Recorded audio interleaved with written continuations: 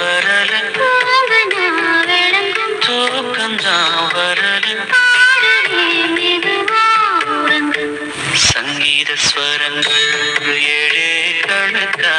இன்னும் இருக்கா என்னவோ மயக்க